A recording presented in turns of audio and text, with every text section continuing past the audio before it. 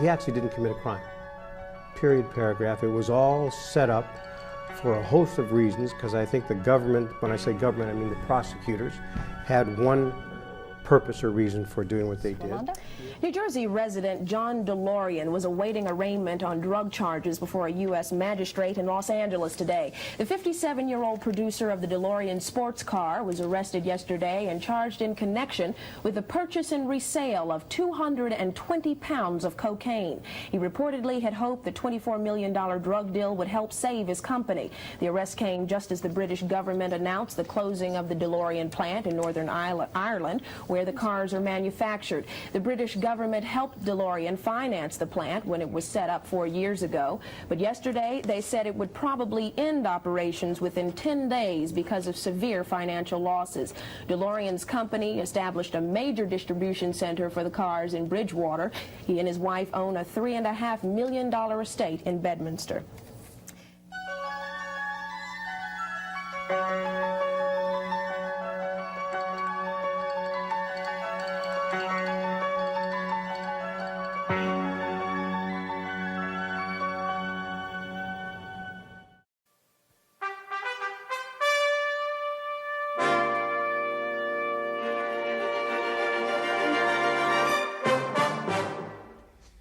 There were two court actions involving well-known people today. In Los Angeles, a judge ordered the arrest of Larry Flynt, publisher of Hustler magazine. Flynt failed to obey a judge's order to surrender a recording in which, according to Flynt, a government agent threatens automaker John DeLorean. DeLorean has been charged with conspiracy to distribute millions of dollars worth of cocaine. He was arrested by government agents posing as drug dealers. Flynt claims the tape shows a government agent threatening to harm DeLorean's daughter.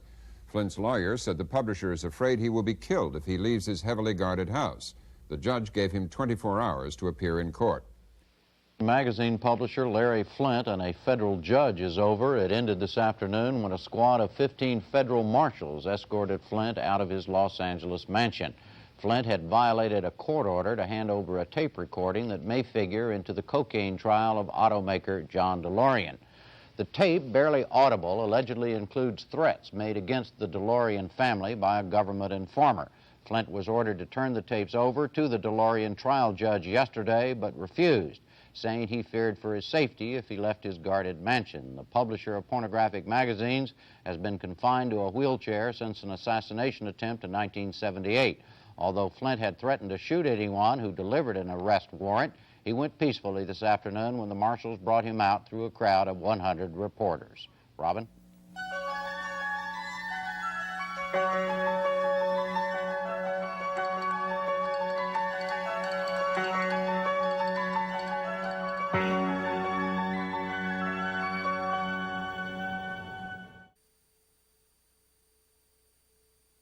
After a 22-week trial, the case of the United States versus John DeLorean is headed for a decision.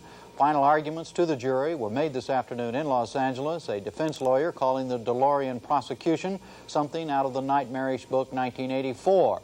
A prosecutor saying DeLorean was willing to provide cocaine to all the junkies of America in exchange for quick cash. DeLorean, a former General Motors executive and maker of his own cars, is charged with conspiring to distribute cocaine worth $24 million.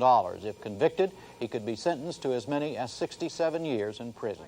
Judy? And now it's the jury's turn in the John DeLorean trial in Los Angeles. Deliberations started today after the judge told the jurors to consider the law and their common sense in deciding if the former automaker is guilty of charges he dealt in cocaine. In his instructions to the jury, the judge said that if they find DeLorean did it, but that he acted as a victim of government entrapment, then they should find him not guilty. In Los Angeles, jurors in the John DeLorean trial were abruptly pulled from their deliberations today because of a bomb threat. No bomb was found, and an evacuation of the federal courthouse was called off after about an hour and a half. The trial judge ordered the evacuation this morning after a courthouse clerk received a phone call from a man demanding legalization of marijuana and cocaine.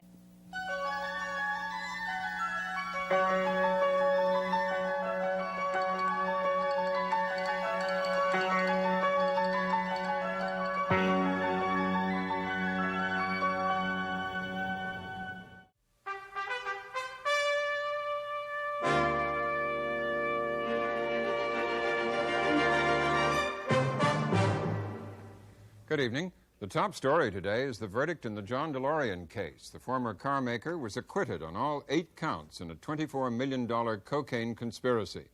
The day's biggest stories get most of our attention on the NewsHour. On the DeLorean acquittal, a journalist and legal expert joins us to try to explain why the verdict went the way it did. John DeLorean, once the golden boy of the automobile industry, walked into a federal courthouse in Los Angeles this afternoon facing a possible 67 years in jail. He walked out a free man, sobbing, "Praise the Lord." After deliberating for 29 hours over 6 days, the jury of 6 men and 6 women found DeLorean not guilty on all 8 counts in a $24 million cocaine conspiracy. The prosecution claimed he entered the conspiracy with FBI undercovermen posing as drug dealers to import the cocaine to finance his failing car company in Northern Ireland.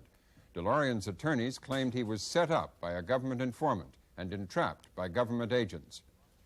This morning, the jury notified Judge Robert Takasugi that they had a verdict, and DeLorean arrived at the federal district courthouse shortly after noon to hear the result. He put his arm around his wife, Christina Ferrari, as they walked up the steps through a crowd of reporters and photographers and approached the end of an ordeal that began when he was arrested more than a year and a half ago in October 1982. He had spent 11 days in jail before he was freed on a bail of $10 million. The trial went on for 4 months and amassed 18,000 pages of testimony. The jury heard testimony from 17 witnesses, saw 200 exhibits, and reviewed 6 hours of video and audio tape, which had been recorded secretly by FBI agents. In one of them, the jury saw DeLorean, a few minutes before he was arrested, looking at a suitcase said to be full of cocaine, with FBI agents posing as drug dealers. Here is a part of that tape. This is the other half that's going out of here in, as soon as we're done. And between this and the other, it'll generate about 4.5, not less than 4.5 mil.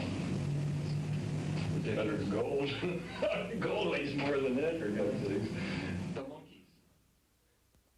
When DeLorean was asked about the suitcase in a proceeding before the trial, he said he was afraid he would not be allowed to leave the room alive, implying that he was telling the agents what they wanted to hear.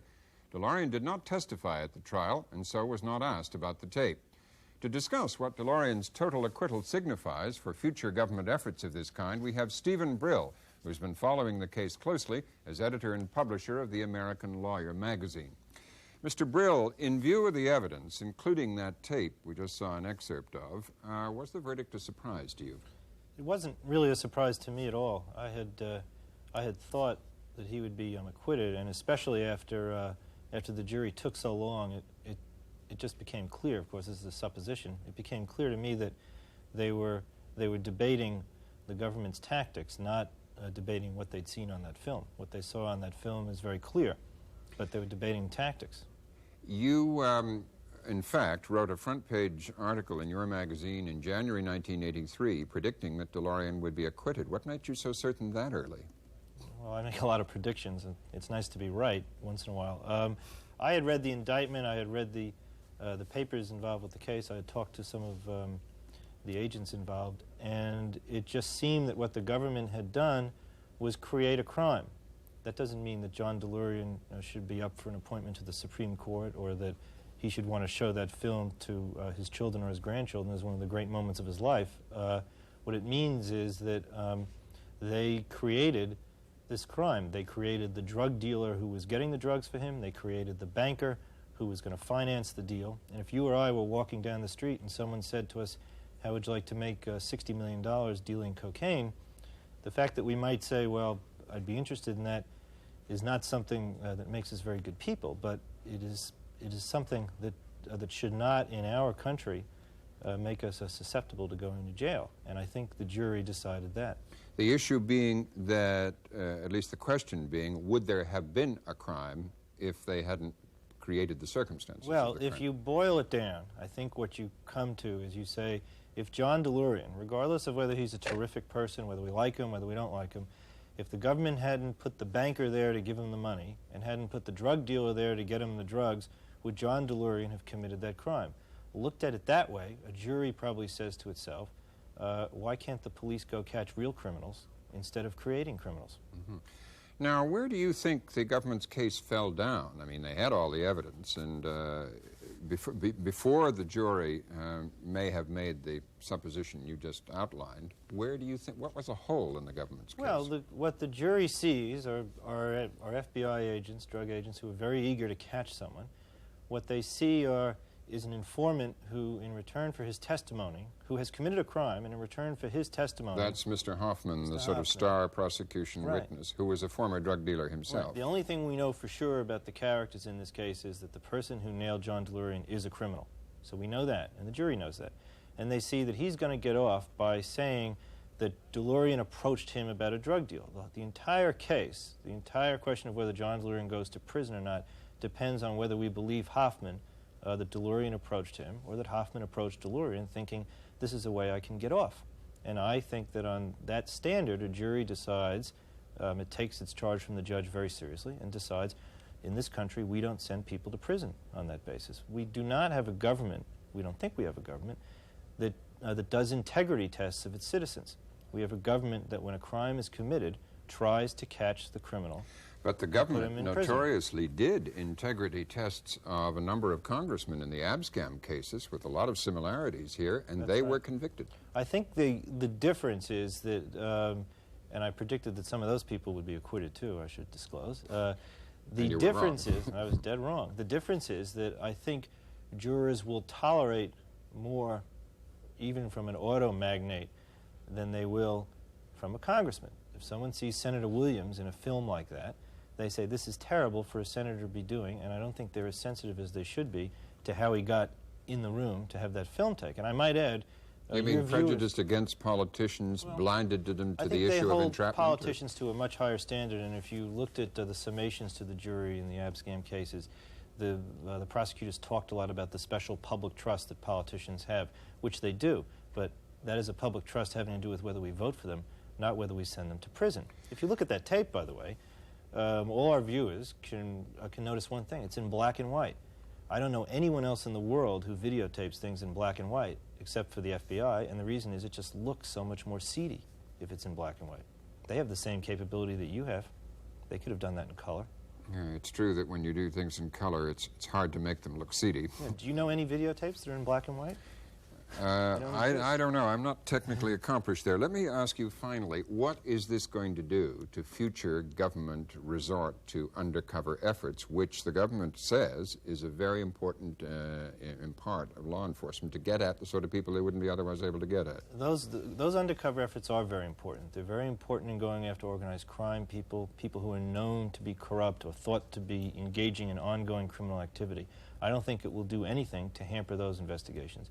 It will probably make prosecutors think twice, or I hope it does, about situations where they decide that someone's not a good guy.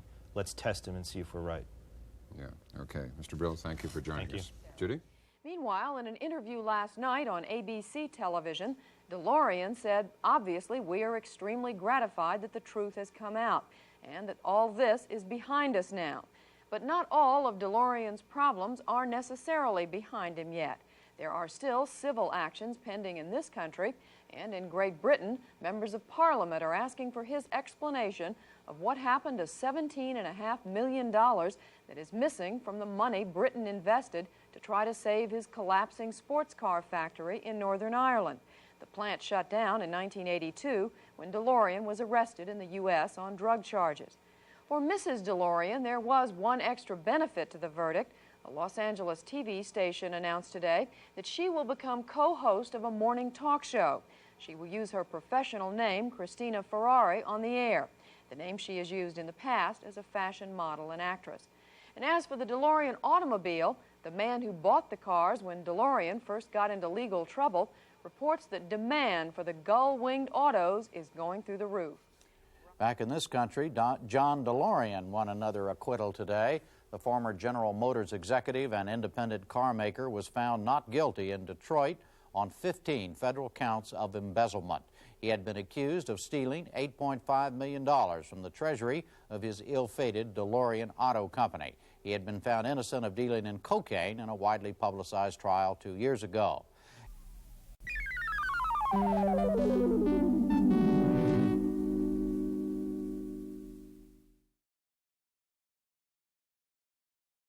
Fascinating about the DeLorean trial. The arrest took place in 1982 when probably most of your viewers weren't born. The trial was in 1984. He actually didn't commit a crime. Period, paragraph. It was all set up for a host of reasons, because I think the government, when I say government, I mean the prosecutors, had one purpose or reason for doing what they did. The agents probably another reason. It was just an extraordinary experience to see someone at that level get set up, for lack of a better phrase. And of course the story, and you're familiar with the story, or at least most of the story, I mean, it's a pretty interesting story. There was a videotape of John DeLorean standing in a room with a suitcase full of cocaine and saying, looking at it and saying it's better than gold, and picking it up. Well, he picked up the brick, kilo of cocaine, and he said something about the weight, and he said, gold, this is better than gold, it weighs less than gold, and put it down. What the public still doesn't know today, I get asked these questions all the time, is the suitcase belonged to the government. It was a suitcase of cocaine that they took possession of when they arrested a smuggler who brought the cocaine in from Colombia. What the public doesn't know is they set up a relationship with DeLorean and the smuggler. In other words, DeLorean and the smuggler didn't meet on their own. The government set it up. And the government brought the cocaine into the room, and on cross-examination of the FBI agent, which I had the pleasure of doing, I remember saying to him, well, the cocaine wasn't Mr. DeLorean's, it belonged to the government, didn't it? And he said, no. And I said, well, wait, didn't you get it a couple of nights ago from a smuggler and take it in your possession? Yes, then it belonged to you. Well, you know, we just wanted Mr. DeLorean to know that cocaine was involved. And I remember saying, well, you did it for the jury, didn't you? That's why you did it. And you could see the case start to slip away from that point on. That was the first witness. Now, it was a long trial, and it had a lot of twists and turns, but it was really clear from the testimony to the jury that the government set up 2 and 3 different scenarios to draw DeLorean in, and they never quite got him in. He really kind of outsmarted them. He thought he was being targeted by mafia. He thought he was being targeted by dangerous people, and that's what he told me originally, and that's what turned out to be the truth. And I can't tell you I believed it 100% when he told it to me way back when I first got involved with him.